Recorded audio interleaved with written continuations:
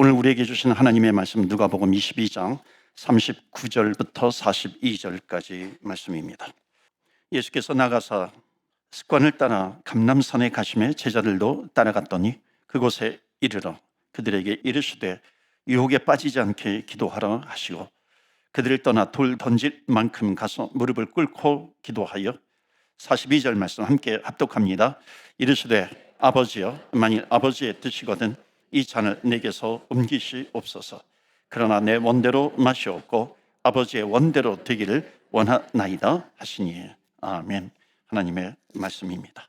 오늘도 하나님의 말씀에 은혜 받으시고 새 힘을 얻으시고 또 한 주간 또 사순절 기간 뿐만 아니라 1년 12달 365일 승리하시는 저와 여러분 되시기를 주의 이름으로 축원합니다. 아멘. 하나님의 말씀을 오늘도 붙들고 은혜 받고 오늘의 삶 속에서 또 승리하며 나아가시기를 바랍니다. 42절 말씀 다시 한번 보여주시면, 이 말씀은 예수님께서 이제 십자가 지시기 전에 주님께서 기도하시는 내용입니다. 마지막 기도의 내용이 뭐냐면, 그러나 내 원대로 마시옵고 아버지의 원대로 되기를 원하나이다. 주님 앞에 기도하며 나아갑니다. 여러분, 유명한 말씀이죠. 사순절 기간 때마다 우리가 종종 듣는 말씀이기도 하고 예수님의 기도이기도 합니다. 그러다 보니까는 그냥 추억 속에 기억하는 기도의 내용이 될 수 있어요. 그냥 박물관에 박혀있는 그런 기도가 될 수도 있습니다. 여러분, 이 기도가 살아있는 생생한 저와 여러분의 기도가 되기를 주의 이름으로 축원합니다. 아멘. 나의 원대로 마시고 아버지의 뜻대로 하시옵소서. 여러분, 이 말씀을, 이 기도를 한 단어로 하면은 순종의 기도입니다. 오늘 말씀의 제목이죠. 여러분, 순종이라고 하는 것은 주님의 뜻대로 행하는 것을 순종이라고 말하지만, 그러나 그 이전에 순종의 출발점, 스타팅 포인트가 있습니다. 그것은 뭐냐면 하나님 아버지와 나와의 관계입니다. 그 관계에서 출발하게 되는 겁니다. 그러니까 순종이라고 하는 것은 그냥 우연히 어쩌다가 이렇게 이루어지는 것이 아니죠. 그러니까 강요에 의해서 하는 것이 아닙니다. 세상에서는 뭐 회사라든지 여러분 뭐 보스와 부하 직원 가운데 억지로 하는 그런 순종이 있을 수 있습니다. 그런데 지금 이 순종이라고 하는 것은 하나님과 나와의 관계에서 순종이라고 하는 것은 내가 자원해서 순종하는 겁니다. 그러니까 그분과 내가 매일의 관계에서 순종이라고 하는 것은 자연스러운 열매로 나타나게 됩니다. 그래서 사랑하는 성도 여러분, 이번 사순절 기간에 순종의 확신이 생기기를 축원합니다. 순종이라고 하는 것은 주님과 가까워지면 가까워질수록, 그러니까 주님과 관계가 살아있으면 살아일수록, 그러니까 주님과 나와의 관계가 가까워진다라고 하는 것을 다른 말로 하면은 내가 주님을 닮아가는 겁니다. 그리스도의 장성한 분량에까지 자라나게 된다라고 하는 것, 이게 주님과 나와의 관계가 점점 가까워지는 겁니다. 그래서 오늘 우리에게 주시는 첫 번째 메시지, 우리 다 같이 읽겠습니다. 순종의 출발점은 하나님과 나와의 관계입니다. 자, 또 한편 이 기도는 나의 원대로 마시고 아버지의 뜻대로 하시옵소서. 여기 두 가지가 어쩌면 충돌하고 있습니다. 갈등이 있는 거죠. 나의 원, 나의 뜻, 아버지의 원, 아버지의 뜻이 있습니다. 나의 원과 아버지의 뜻이 다를 수 있기 때문에 충돌할 수 있는 것이죠. 그런데 예수님께서 기도의 본을 보여주고 계십니다. 나의 원대로 마시고 아버지의 뜻대로 하시옵소서. 그러니까 내 뜻이 아니라 아버지의 뜻대로 이루어지기를 원합니다 하는 겁니다. 그래서 여러분, 믿음 생활이라고 하는 것은 내 생각과 주님의 생각이 가까워지는 거죠. 가까워지는 것뿐만 아니라 그게 하나가 되어가는 겁니다. 솔직하게 우리가 하나님의 뜻을 알면서도 여러분, 그렇지 않습니까? 하나님의 뜻은 알아요. 고백은 해요. 그런데 순종하지 못하는 영역이 얼마나 많이 있습니까? 하나님의 나라라든지 큰 대의 명분이라든지 이런 것을 가지고서는 우리가 기도합니다. 기도하기가 쉽습니다. 왜냐하면 이것은 반드시 기도해야 된다라고 생각하기 때문에 그런 것이죠. 그런데 이런 것은 잘 구분하는데 어떤 것에 대해서는 잘 구분하지 못하는 경우가 있습니다. 그런데 성경이 철저하게 가르쳐 주고 있는 것이 있습니다. 그래서 뭐냐면 지난주에도 말씀을 드렸는데 요것과 주님과는 같이 섬길 수 없다라고 하는 말씀입니다. 요것이 무엇입니까? 물질이죠. 돈이죠. 돈에 대해서는 철저하게 내가 주인이 되려고 하는 겁니다. 왜 사람들에게 물질이 우상이 되는가요? 그러니까 내가 물질을 내 마음대로 사용하려고 하기 때문에 그런 겁니다. 그러니까 물질이 우상이 되는 거죠. 그러니까 주님이 개입하지 못합니다. 그런데 물질에 대해서 나의 원대로 마시옵고 아버지의 뜻대로 하시옵소서. 여러분, 이 기도가 회복되기를 바랍니다. 또 약한 것이 있어요. 인간에게, 그리스도인들에게, 사람들과의 관계입니다. 그러니까 사람들과의 관계에서 하나님의 뜻을 묻지 않고 막 대할 수가 있다는 겁니다. 그러니까 사람들과의 대인간 관계에서 미숙한 그런 그리스도인들이 얼마나 많은지 모릅니다. 그래서 오늘 예수님의 기도에서 배울 수 있는 기도가 있습니다. 그러니까 나의 원대로 마시옵고 아버지의 뜻대로 하시옵소서. 여러분, 이것을 줄이면은 순종의 기도입니다. 오늘 설교의 제목이죠. 그 순종의 기도가 뭐예요? 내 뜻대로 하지 마시고 아버지의 뜻대로 하시옵소서. 이것은 내가 죽어야 된다는 겁니다. 내가 죽어야 되는 영역이 있는 거죠. 그리스도를 본받아 그 유명한 우리 기독교의 역사 가운데 고전이 된 이 토마스 아켄페스의 그리스도를 본받아, 요즘도 계속해서 1500년대 책인데 계속해서 지금도 출간이 되고 있습니다. 기독교의 위대한 인물로 토마스 아켄페스 칭송을 받습니다. 그런데 이 사람도 굉장히 대인관계에서 상처를 많이 받습니다. 그가 기도합니다. 하나님, 나의 모든 상처, 내가 받은 어려움, 상처, 이런 것들이 있다면 하나님 그것을 기억하지 않게 해주세요. 왜냐하면 이것이 하나님의 뜻이기 때문입니다. 이렇게 기도합니다. 우리가 대인관계에서 어떻게 해야 하는가? 아버지의 뜻대로 하시옵소서. 여러분, 그런데 아버지의 뜻이 아니라, 하나님의 뜻이 아니라 내 마음대로 하는 경우가 얼마나 많습니까? 나에게 상처 준 것에 대해서 기억하지 않게 해주세요. 우리가 하나님의 나라를 구하는 것, 이것은 참 익숙합니다. 그런데 인간 관계에서 나를 죽이면서 살아가는 것 미숙하죠. 내가 과연 사람들에게 하나님의 뜻을 드러내고 있는 것인가? 사람들 앞에서, 가족 앞에서 나의 원대로 하지 마시고 아버지의 원대로 이루어지기를 원하고 있는가? 그래서 여러분, 내가 죽어야 된다는 거예요. 내가 죽어야 사는 거죠. 내가 죽어야 가정이 살죠. 내가 죽어야 부부가 살게 되는 것이고, 내가 죽어야 자녀가 살게 됩니다. 예수님이 행하신 이 아주 중요한 일은 어찌 보면 십자가를 지시기까지 예수님께서 낮아지신 것이죠. 십자가에 죽기까지 낮아지신 겁니다. 여러분, 사람이 그까지 어려운 것이 뭐냐면 낮아지는 겁니다. 그래서 우리 기독교에서는 낮아지는 것과 죽는다라고 하는 것을 동일하게 봅니다. 왜냐하면 하나님 앞에서 내가 죽어야 되니까. 그것이 세상에선 낮아지는 겁니다. 그런데 낮아지는 것이 어려워요. 정말 어렵습니다. 참으로 어려워요. 그래서 주님의 도우심이 필요한 겁니다. 주님께 기도하며 나가는 거죠. 그래서 예수님께서도 오늘 말씀이 뭐냐면 십자가에 지시기 전에 예수님께서, 인간의 성품을 갖고 계신 예수님께서도 기도하신 겁니다. 나의 원대로 마시고 아버지의 뜻대로 하시옵소서. 여러분, 이런 예수님의 마음을 우리가 품어야 되지 않겠습니까? 자신을 낮추고 하나님을 높이십시오. 나를 죽이시고 하나님을 높이시기를 바랍니다. 이것이 기독교인이에요. 기독교인은 이런 겁니다. 그리스도인은 누구예요? 그리스도인이라고 한다는 것은 하나님의 은혜를 맛본 사람, 구원의 은혜를 맛본 사람입니다. 예수님께서 죽기까지 십자가에 낮추셔서 우리를 구원해 주셨다면, 여러분, 우리 세상에서 낮아지는 것, 이것은 정상이죠. 그래서 오늘 두 번째 메시지가 있습니다. 우리 다 같이 읽겠어요. 순종의 기도는 나를 낮추고 하나님을 높이는 기도입니다. 에스더라고 하는 여인 아실 겁니다. 구약 성경에 에스더서도 있습니다. 죽으면 죽으리라 아주 유명한 고백을 했죠. 그 당시 페르시아, 이스라엘 백성들은 바벨론의 포로로, 바벨론 시대의 포로로 끌려가서 정권이 바뀌면서 페르시아, 지금의 이란이 된 겁니다. 그런데 원래 에스더가 왕비였는데 그 전에 왕후가 폐위가 됐어요. 그리고 유대인이었던 그래서 정착하면서 살았던 이 유대인 여인 에스더가 왕후가 된 겁니다. 그런데 그 당시에 아하수에로 왕 이후에 2인자가 있었는데, 하만이라고 하는 2인자가 유대인이 자기에게 절하지 않는다라고 하는 이유로 유대인들을 다 몰살시키려고 하는 그런 음모 계략을 꾸밉니다. 그런데 그것을 알고 에스더 왕후의 이 오빠 모르드게가 왕후를 찾아갑니다. 그래서 여차저차해서 우리가 다 죽게 생겼다, 너가 왕에게 좀 얘기해라, 우리가 죽지 않도록. 그때 에스더가 한 말이 뭐냐면, 내가 왕이 부르기 전에 내가 들어가면 내가 죽을 수도 있어요.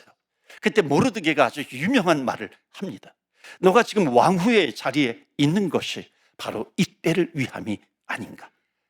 그 말이 에스더 왕후의 가슴을 찌릅니다. 그래서 기도를 부탁하고 3일 동안 기도한 다음에 왕 앞에 나갑니다.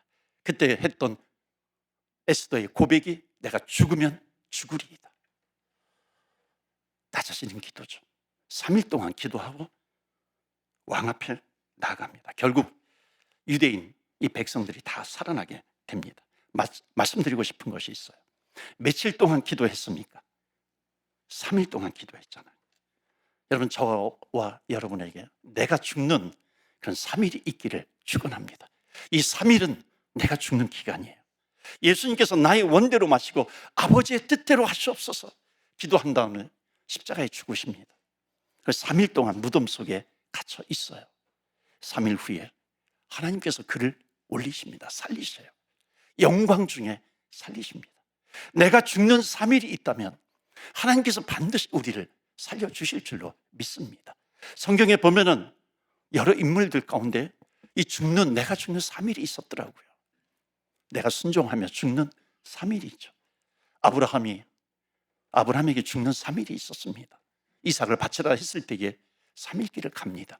그 순종의 길은 내가 죽는 길입니다. 요나 선지자 도망갔다가 물고기 뱃속에 3일 동안 갇힙니다. 내가 죽는 3일이죠. 사랑하는 성도 여러분, 모든 불순종에 내가 죽는 3일이 있기를 축원합니다. 우리는 낮아져야 되는 거죠. 내가 낮아질수록 주님이 높아집니다.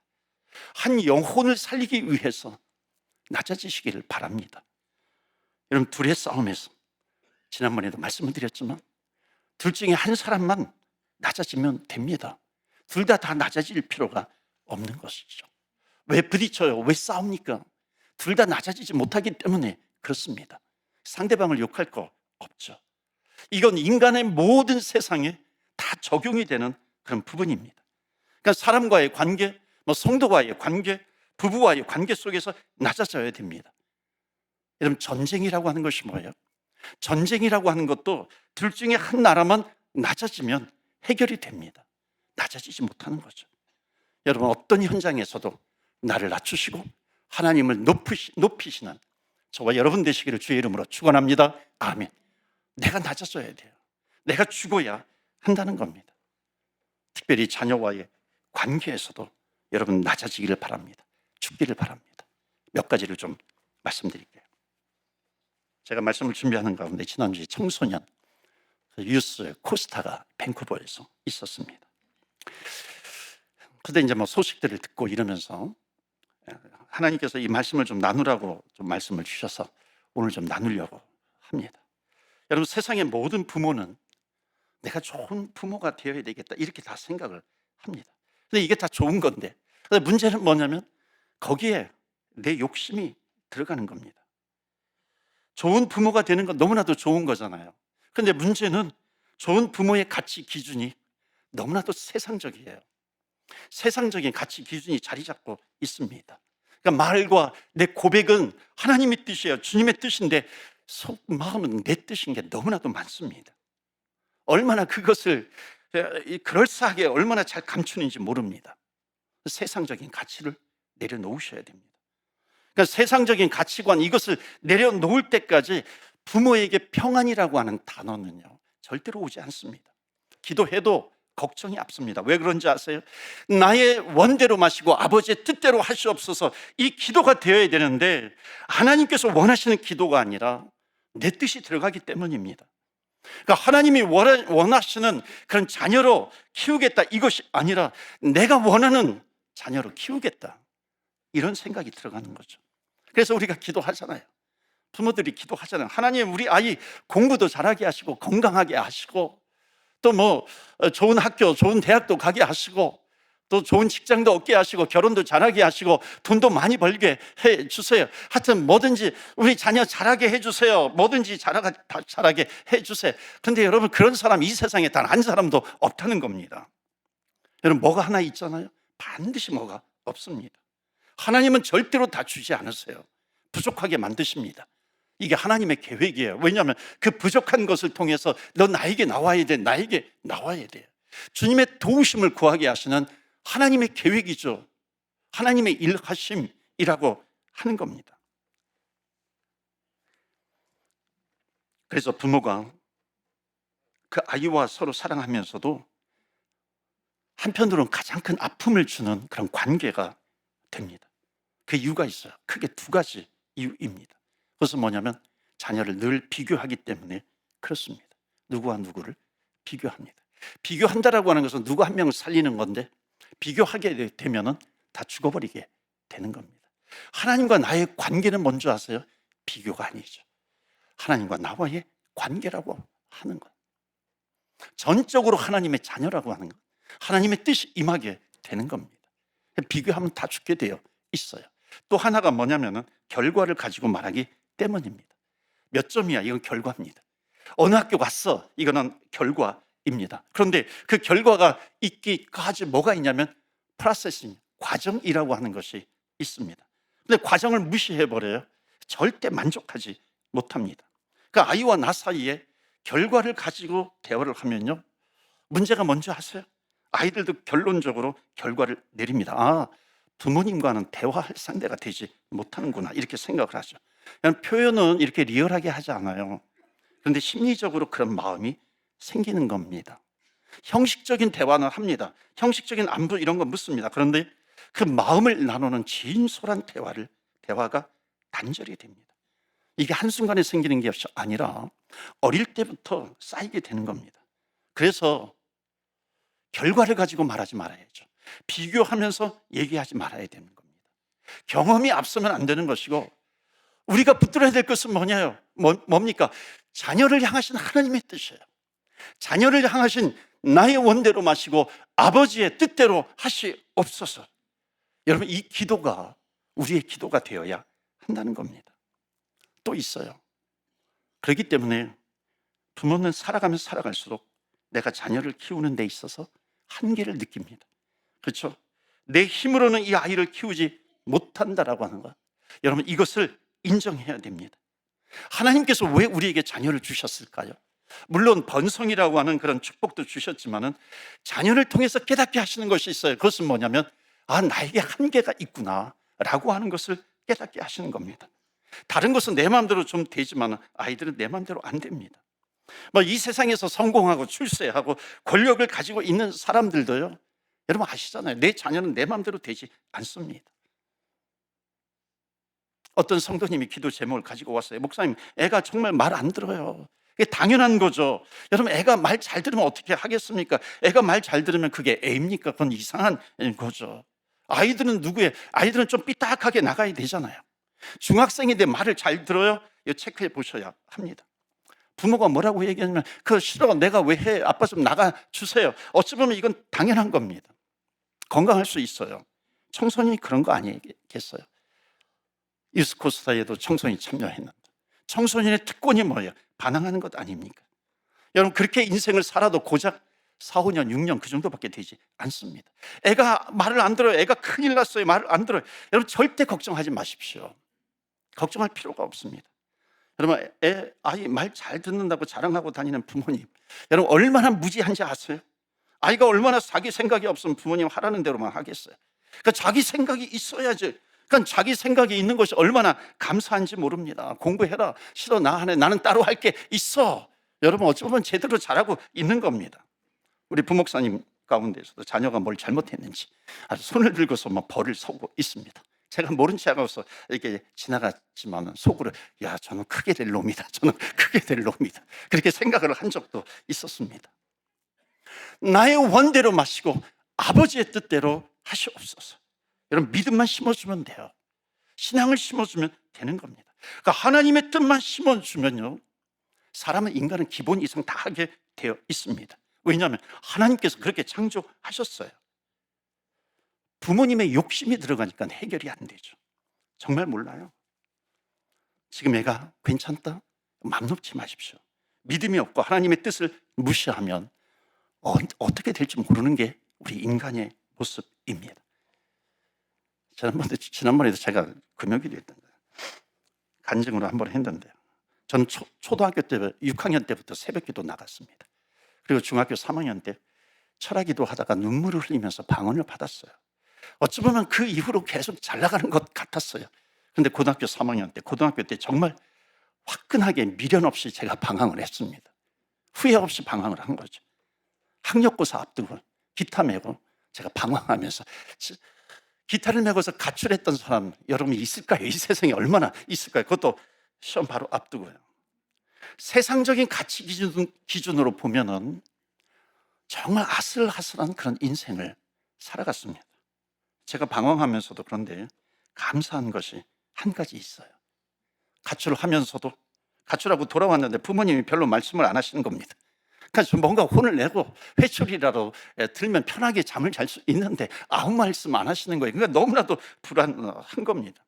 그러니까 처음에는 좀 불안하다가도 나중에는 어떤 생각이 드냐면, 아니, 이 아빠는 도대체 나에게 관심이 있는 거야, 없는 거야? 자녀에게 관심이 있는 거야, 없는 거야? 화가 나는 겁니다.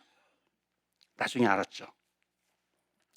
나를 위해서 기도해 주시는 부모님, 아버지, 엄마, 어머니, 끝까지 기다려 주시는 부모님, 그 은혜를 뭘로 다 표현할 수 있을까요?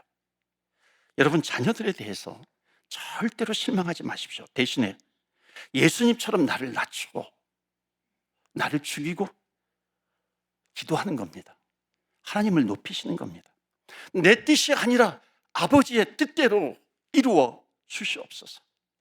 눈물을 흘리고 기도하면 반드시 변합니다. 그래서 아이는 무릎으로 키우는 거예요. 기도하십시오. 기억하세요. 아이는 무릎으로 키우는 겁니다. 우리들에게 많은 문제들이 있어요. 여러분, 모든 문제는 무릎으로 해결하는 겁니다. 이게 그리스도인이죠. 어찌 보면 자녀들에게 부모의 손때를 너무 많이 묻히는 것도 문제입니다. 부모님의 손때가 아니라 먼저 하나님의 손때가 들어가야죠. 이걸 다른 말로 하면 하나님의 임재입니다. 하나님의 임재가 자녀들에게 있어야 되는 겁니다. 하나님의 뜻이 임하도록. 그러니까 부모님의 역할은 그 중간 역할을 하는 겁니다. 나의 원대로 마시옵고 아버지의 뜻대로 하시옵소서. 이 사순절에 우리에게 주는 너무나도 중요한 기도입니다. 반드시 자녀들을 향하신, 이거는 모든 인간을 향하신 하나님의 뜻이 있습니다. 이 확신만 있으면 되는 거죠. 그러니까 중요한 것은 뭐냐면 가치관이에요. 가치관이 하나님이 되어야 합니다. 여러분, 이것 잊지 마십시오. 나의 최고의 가치관이 하나님이 되면 모든 게 달라집니다. 분위기가 달라지고 태도가 달라집니다. 여러분, 행복하셔야 되지 않겠어요? 여러분, 행복하시길 바랍니다. 교회도 행복해야 되고 가정도 행복해야 됩니다. 의리의리한데 행복하지 않으면 그게 뭐예요? 좋은 학교 갔는데 행복하지 않으면 뭐예요? 좋은 회사 취직했는데 행복하지 않아요? 그게 뭘까요? 남부럽지 않은 결혼 생활 했어요. 행복하지 않으면 뭐예요? 하나님께서 우리를 이 땅에 보내신 이유는 그렇지 않습니까? 하나님의 자녀로서 행복하게 사는 겁니다. 그런데 왜 불행하기 시작해요? 기준이 세상적인 기준이에요.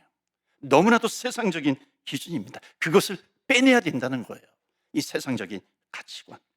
세상에 내 마음을 다 빼앗기면서부터 불행해지는 겁니다. 내 아이 괜찮은 아이인데요. 아무리 봐도 괜찮은데 남과 비교하면서부터 괜찮지 않은 아이가 되는 겁니다. 누가 비교하라 그랬어요? 비교는 세상이 주는 가치관입니다. 이건 사단의 가치관이에요. 악한 영에 우리는 속으면 절대로 되지 않습니다. 그리고 부모님은요, 절대로 아이에게 올인하면 안 됩니다. 우리는 하나님께 올인해야 돼요. 하나님은 자녀에게 올인하게 됩니다. 이게 신앙의 원리이죠. 주님 앞에 서는 그리스도인들의 자세입니다. 사무엘상에 보면 누가 나오냐면 1장을 피면 지난번 특세 때도 말씀을 드렸는데 한나라고 하는 여인이 나옵니다. 아이가 없어가지고 고통을 많이 당하는 여인이었습니다. 성전에서 눈물을 쏟으면서 통곡하면서 기도합니다. 그러니까 한나가 기도하게 된 그 원인은, 기도하게 하는 원인은 고통이었습니다. 고통이 기도하게 됩니다. 저와 여러분에게 고통이 있잖아요. 근심이 있습니다. 어려움이 있어요. 어떤 두려움이 있다 할지라도 그것이 하나님께 살아있는 기도로 연결이 되시기를 축원합니다. 여러분, 어떤 고통이 와도 우리는 주님 앞에 엎드리는 거죠. 엎드리는 것이 뭐예요? 내가 죽는 겁니다. 기도는 내가 죽어야 되죠. 그래야 기도가 되는 겁니다. 내가 왜 기도가 안 돼요? 내가 펄펄 살아있기 때문에 그런 겁니다. 내 뜻대로가 아니라 아버지의 뜻대로 이루어져야 되는데 내 뜻이 너무 많아요. 주님 앞에 엎드리지 못합니다. 기도하지 못하는 거죠. 사랑하는 성도 여러분, 주님께서 나를 위해서 십자가에 죽으셨다고 하는 것을 믿으십니까? 아멘이세요. 그렇다면 주님께로 나오십시오. 주님께서 나를 위해서 죽으셨는데 나는 주님께 나가지 않아요.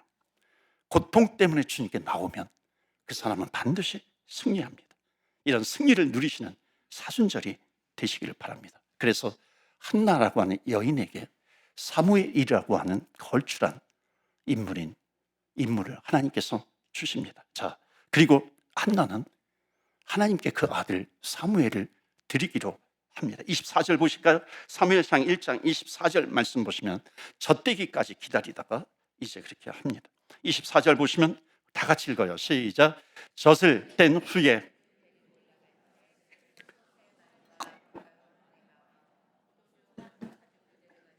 실로 여호와의 집에 나아갔는데 아이가 어리더라.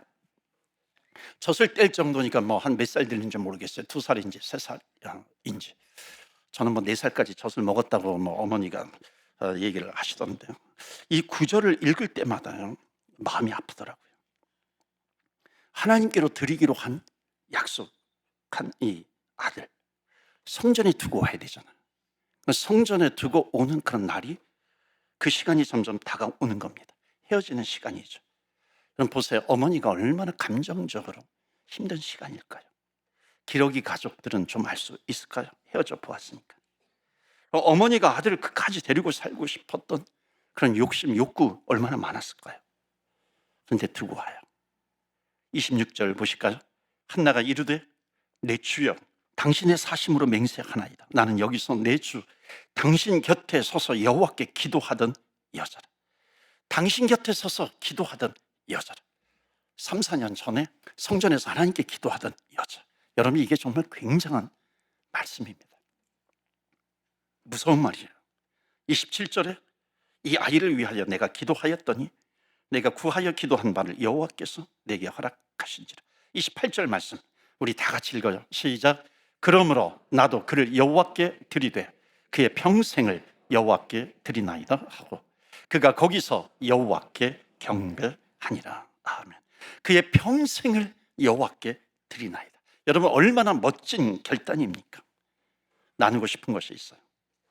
끝까지 같이 살고 싶은 부모님, 어머니의 본능이 있습니다.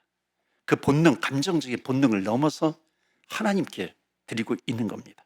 이 아이를 평생 드려요. 이 아이를 내가 평생 데리고 살고 싶은 나의 뜻대로 하지 마시고 아버지의 뜻대로 하시옵소서. 이 기도입니다. 기도 응답으로 주신 그 하나님 아버지의 뜻을 이루어 주옵소서. 사무엘을 향한 기도죠. 고통으로 시작한 기도 응답으로 모든 영광을 하나님께 올려드립니다. 그래서 마지막 메시지 세 번째, 다 같이 읽어요. 기도하는 사람은 하나님의 약속과 인도하심을 따라 결정합니다. 어떻게 그렇게 할 수 있을까요? 이유는 딱 하나. 내가 당신 곁에서 기도하던 여자라. 기도하던 여자라. 나는 기도하던 사람입니다. 나는 기도하던 여자입니다.